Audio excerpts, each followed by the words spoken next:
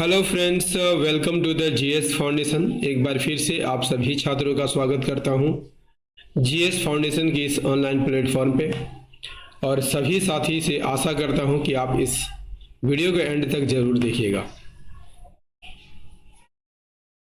और यदि सेशन अच्छी लगे तो एक लाइक कीजिएगा, अपने दोस्तों के साथ इस वीडियो को जरूर शेयर कर दीजिएगा। और यदि आप भी इस चैनल पर नए हैं और अभी तक चैनल को सब्सक्राइब नहीं किया है तो जरूर सब्सक्राइब कर लीजिएगा।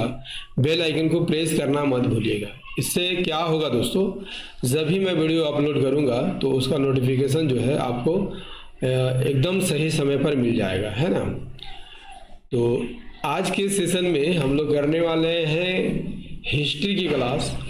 और हिस्ट्री की क्लास में आपको ancient history, medieval history, modern history से संबंधित प्रश्नों को यहाँ पर देखेंगे। कुल 20 प्रश्न यहाँ पर होंगे दोस्तों, और सभी के साथ फुल एक्सप्लेनेशन आपको देखने को मिलेगा। तो मेरा तो यही रिक्वेस्ट है कि वीडियो को एंड तक आप ज़रूर देखें। चलिए शुरुआत कर लीजिए आज के सेशन की। पहला सवाल क्या है? हड़प्पा सभ्यता की मुद्राओं पर बना स्वास्तिक का चिन्ह सूचक है। किसका सूचक है आपको यहाँ पर बताना है। पशुपति का, एक श्रृंगी, बैल पूजा का, सूर्य पूजा का, उपयुक्त में से कोई नहीं।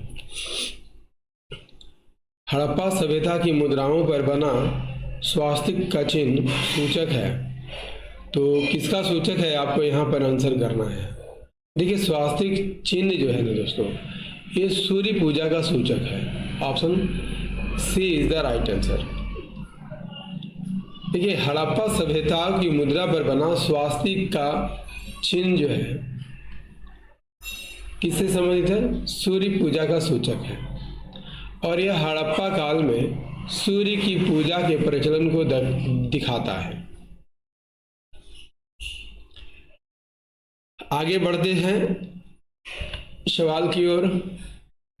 अगला है, ऋग्वेद के 1/4 मंत्र किस देवता को समर्पित है? ऑप्शन में यहाँ पढ़ देता हूँ, वरुण, अग्नि, रुद्र या इंद्र। ऋग्वेद के 1/4 मंत्र किस देवता को समर्पित है? इसका सही आंसर हो जाएगा इंद्र को समर्पित है। ऋग्वेद के लगभग 1/4 मंत्र किसको समर्पित है? तो इंद्र को समर्पित है। ऋग्वेद में कितने मंत्र है, सूक्त है? 1028 सूक्त है, जिसमें 250 सूक्त इंद्र की स्तुति में गाए गए हैं। इंद्र युद्ध और देवता वर्षा के देवता माने जाते हैं। क्लियर? चलिए अगला कर लीजिए। अगला सवाल थोड़ा स्टेटमेंट वाला है। संगम साहित्य में पल्लव का उल्लेख क्यों नहीं किया गया है? संगम साहित्य पल्लव काल से पूर्व काल हुआ था। पल्लव इस समय अधिक महत्वपूर्ण नहीं थे। पांड्यों से शत्रुता के कारण संगम कालीन लेखकों ने न केवल उन शासकों के विषय में लिखा जिन्होंने उन्हें संरक्षण दिया। इसका राइट आंसर हो जाएगा दोस्तों, संगम साहित्य जो है पल्लव काल से पूर्व आए थे। ठीक है, option A is the right answer. देखिए, संगम साहित्य का रचना जो है मोटे तौर पर 3री शताब्दी ईसा पूर्व से, कब से 3री शताब्दी ईसा पूर्व से 3री शताब्दी ईस्वी तक माना जाता है ना। जबकि पल्लव वंश ने दक्षिण भारत में संगम काल के अंत के बाद यानी 3री शताब्दी ईस्वी के बाद सत्ता संभाली थी। संगम युग के दौरान दक्षिण भारत में 3 मुख्य राजवंश जैसे चेर, चोल और पांड्य का शासन था। संगम साहित्य मुख्य रूप से इन्हीं शासकों और उनके समय की घटनाओं का वर्णन करता है। पल्लव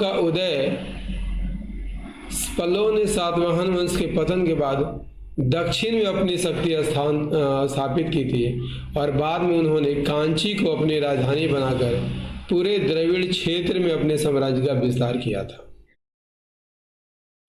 आ गई बात समझ में? चलिए अगला सवाल देख लीजिए।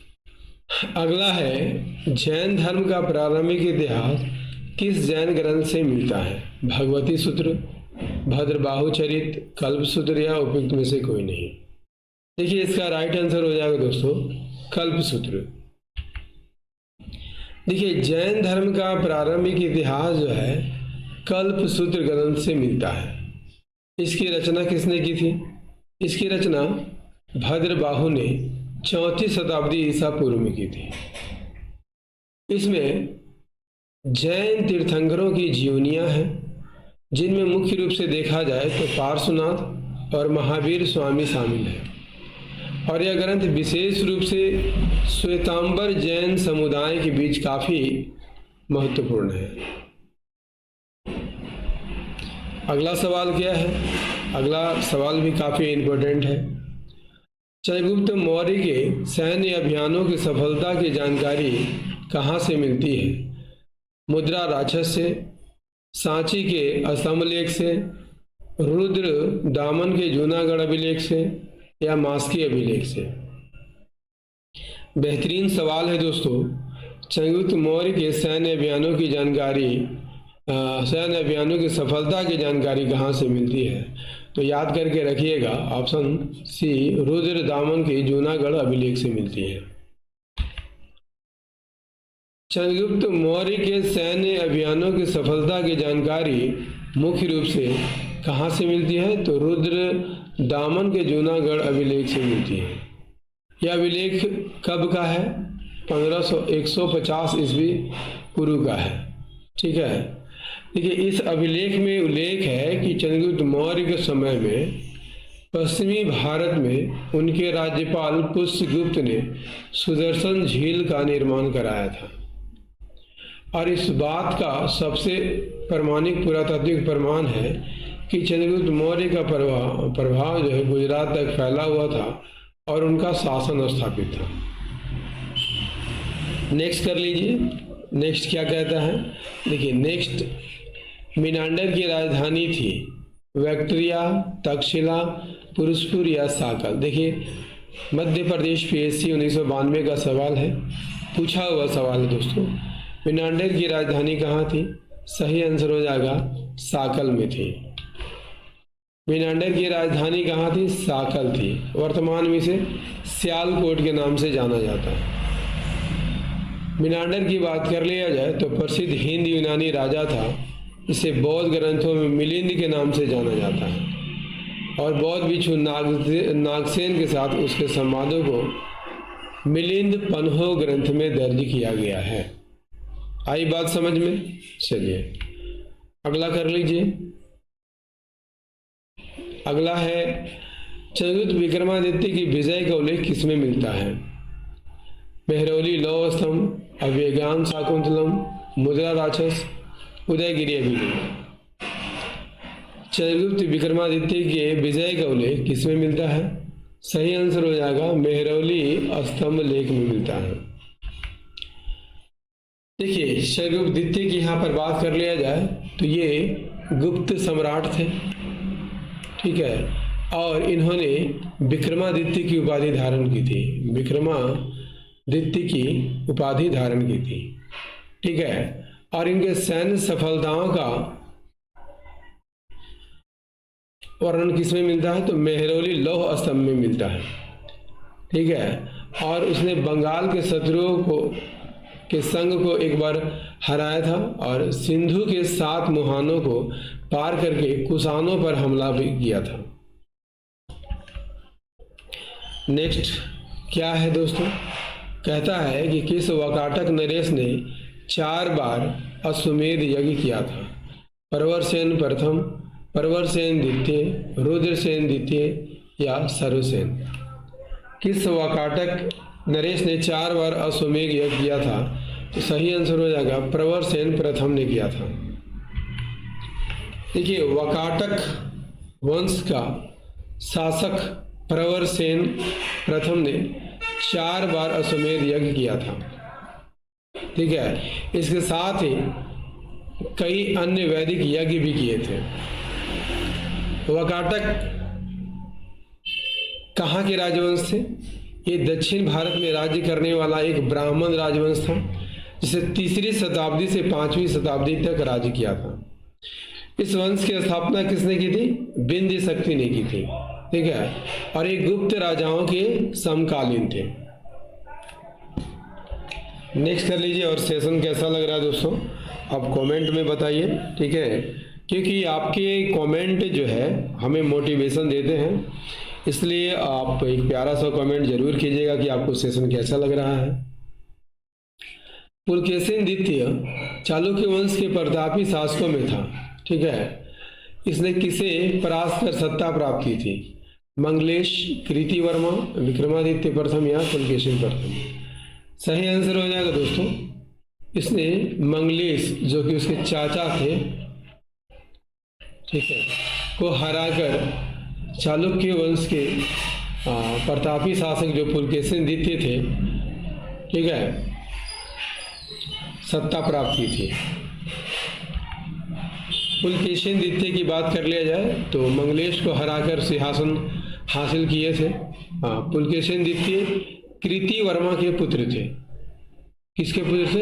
ये कृतिवर्मा के पुत्र थे। विक्रमादित्य भी ऑप्शन में था, तो इसको भी डिस्कस कर लेते हैं। पुलकेशिन द्वितीय का उत्तराधिकारी था और इसने पल्लव से वातापी को पुनः प्राप्त किया था। पुलकेशिन प्रथम को चालुक्य वंश का संस्थापक माना जाता है। देखिए अगला सवाल, अगला है, अपने किस सैन्य अभियान में सफल होने के बाद ध्रुव ने अपने राज्य चिन्ह पर गंगा और यमुना का प्रतीक चिन्ह अंकित करवाया था? उत्तर भारत के सैन्य अभियान में सफल होने के बाद, गंग शासकों को परास्त करने के बाद, पूर्वी चालुक्य शासकों को परास्त करने के बाद, उपयुक्त में से सही आंसर हो जाएगा ऑप्शन ए, उत्तर भारत के सैन्य अभियान में सफल होने के बाद। देखिए राष्ट्रकूट शासक ध्रुव ने उत्तर भारत के सैन्य अभियान में सफलता प्राप्त की थी और सफल होने के बाद अपने राज्य चिन्ह पर गंगा और यमुना का प्रतीक चिन्ह अंकित करवाया था। और यह विजय उत्तर भारत के दो राजवंशों प्रतिहार और पालों के ऊपर ध्रुव की श्रेष्ठता का प्रतीक माना जाता है।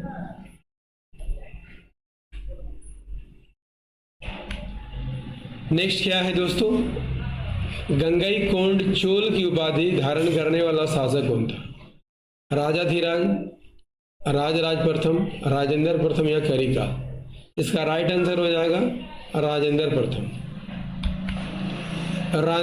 राजेंद्र चोल ने गंगा नदी क्षेत्र में सैन्य अभियान चलाया था और सैन्य अभियान चलाकर बंगाल के पाल राजा महिपाल को हराया था, ठीक है।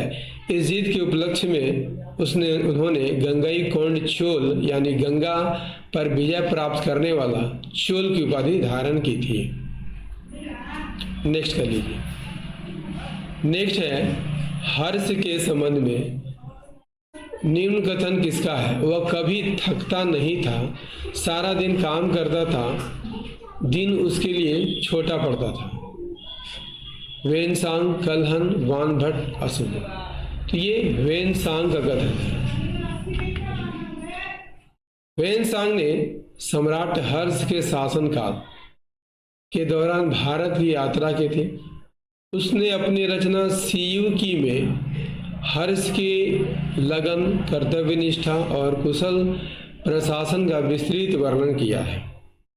हर्ष के बारे में वेनसांग का कथन क्या है? वह कभी थकता नहीं था, सारा दिन काम करता था, दिन उसके लिए छोटा पड़ता था। और वेनसांग कहाँ का यात्री था? तो चीनी यात्री था, राइट। चलिए नेक्स्ट क्या है दोस्तों? नेक्स्ट है, सोमनाथ किस देवता को समर्पित है? सही आंसर हो जाएगा दोस्तों, सोमनाथ शिव को समर्पित मंदिर था। सोमनाथ मंदिर की बात कर लिया जाए तो गुजरात के सौराष्ट्र क्षेत्र में है, ठीक है। और मंदिर जो है भगवान शिव को समर्पित है और यह 12 ज्योतिर्लिंगों में से एक माना जाता है।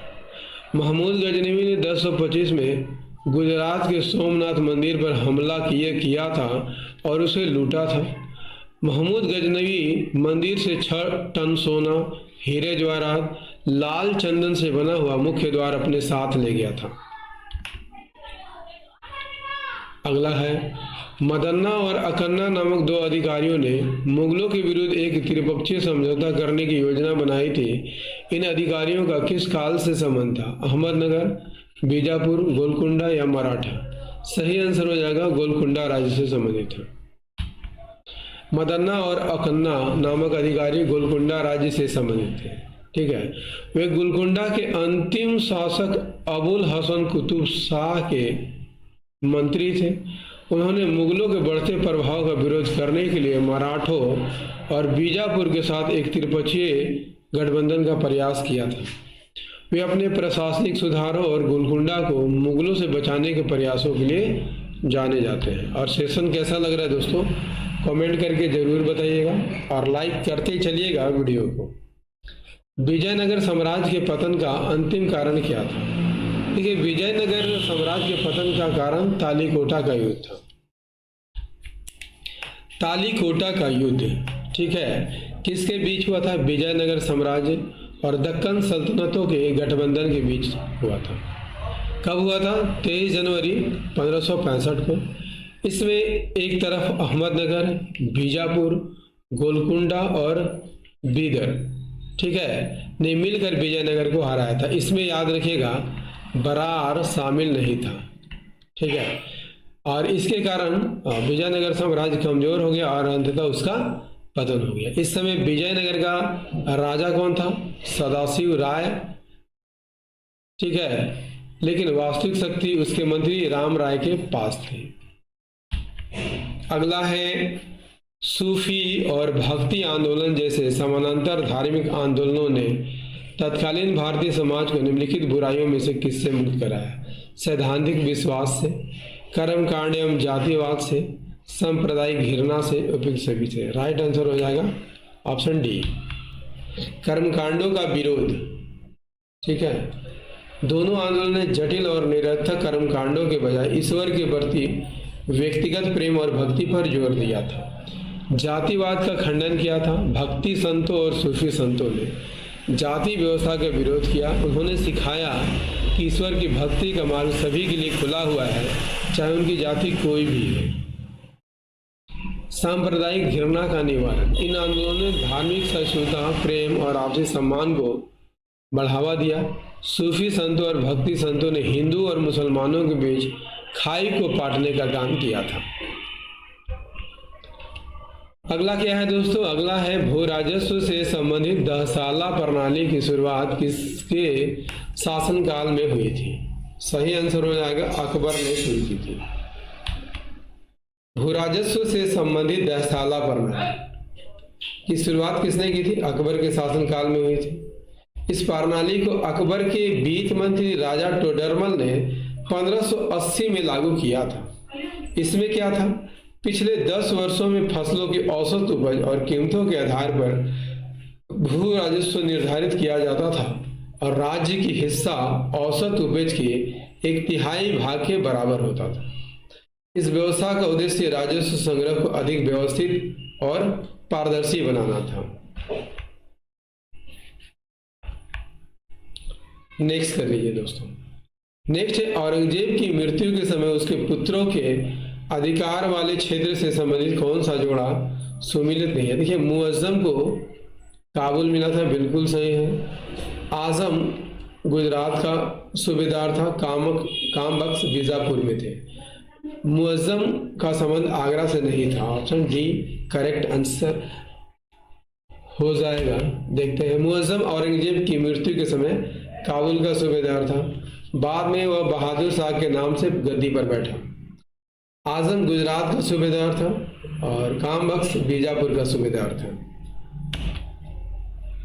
अगला कर लीजिए, शाह आलम को दिल्ली की गद्दी पर दोबारा बैठाने में किसने महत्वपूर्ण भूमिका अदा की? महाजी सिंधिया, नाना फडणवीस, पेशवा माधवराव, रघुनाथ राव। देखिए, इसका राइट आंसर हो जाएगा महाजी सिंधिया।